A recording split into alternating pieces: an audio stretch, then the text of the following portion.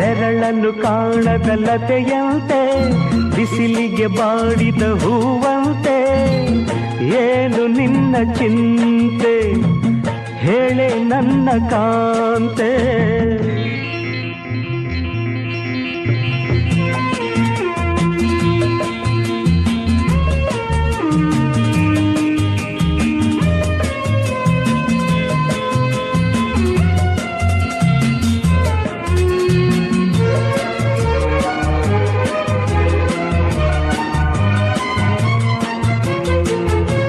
ನಯನದಲ್ಲಿ ಕಾಂತಿ ಇಲ್ಲ, ತುಟಿಗಳಲ್ಲಿ ನಗುವೇ ಇಲ್ಲ, ಸವಿಯಾದ ಮಾತನು ಹಿಂದೇಕೋ ಕಾಣೆನು.